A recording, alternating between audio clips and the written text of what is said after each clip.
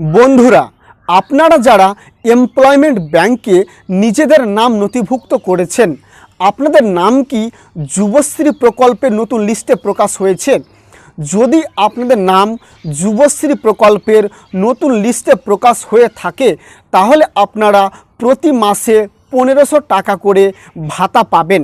তো আপনার নামটি যুবশ্রী প্রকল্পের লিস্টে আছে কি নেই, কিভাবে আপনারা অনলাইনের মাধ্যমে চেক করবেন, আজকের এই ভিডিওর মাধ্যমে আমি আপনাদের স্টেপ বাই স্টেপ দেখিয়ে দেব যে আপনাদের নাম যুবশ্রী প্রকল্পে 1500 টাকা ভাতা পাওয়ার জন্য নতুন লিস্টের নামটি এসেছে কি আসেনি, কিভাবে চেক করবেন।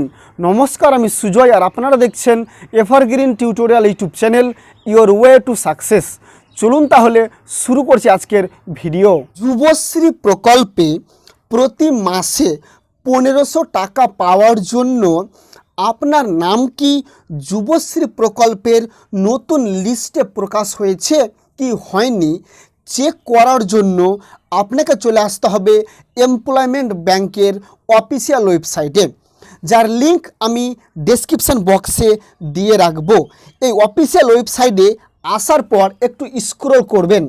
স্ক্রল করলেই দেখতে পাবেন এক জায়গায় লেখা আছে view status for enrolment and Yuvashree. আমি আপনাদের একটু জুম করে দেখাচ্ছি। দেখতে পাচ্ছেন এখানে লেখা আছে view status for enrolment and Yuvashree. এই view status and enrolment and Yuvashree এখানে ক্লিক করতে হবে। এখানে ক্লিক করলে আপনাদের সামনে আরেকটি নতুন পেজ ওপেন হয়ে যাবে, যেখানে আপনার চাইবে জব সিকার আইডি।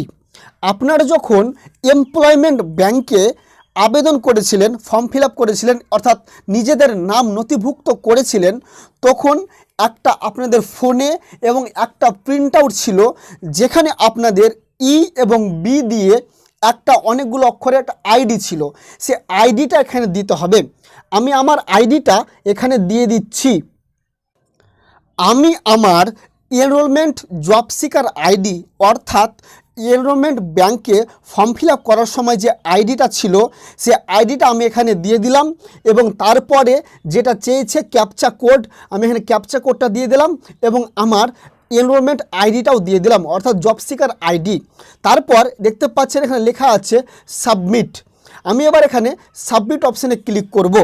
সাবমিট অপশানে ক্লিক করলে আপনাদের সামনে আর একটি নতুন পেজ ওপেন হয়ে যাবে, যেখানে দেখতে পাবেন একটা কথা লেখা আছে সবুজ, একটা সবুজ লেখা আছে। দেখতে পাচ্ছেন জব সিকার নেম, অর্থাৎ এই এনরোলমেন্ট আইডি দিয়ে যে আপনি লগ ইন করেছেন এবং আপনার যে নামটা আছে এই নামটা এখানে শো করবে এবং তার নিচে লেখা দেখতে পাবেন এনরোলমেন্ট, অর্থাৎ এনরোলড আন্ডার এমপ্লয়মেন্ট ব্যাংক, অর্থাৎ আপনার নামটি এনরোলমেন্ট ব্যাংকে নথিভুক্ত হয়েছে।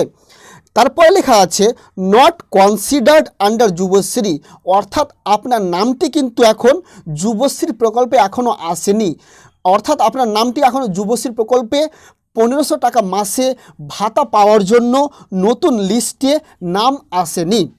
এভাবে আপনারা খুব সহজে মোবাইলের মাধ্যমে চেক করতে পারবেন যে আপনার নামটি যুবশ্রী প্রকল্পে এসেছে কি আসেনি। ভিডিওটি ভালো লাগলে এবং ভিডিও থেকে একটু ভ্যালু পেয়ে থাকলে অবশ্যই ভিডিওটি লাইক করবেন এবং একটি মূল্যবান কমেন্ট অবশ্যই করবেন এবং আরও নতুন নতুন ভিডিও পাওয়ার জন্য চ্যানেলটি সাবস্ক্রাইব করে নেবেন। ধন্যবাদ।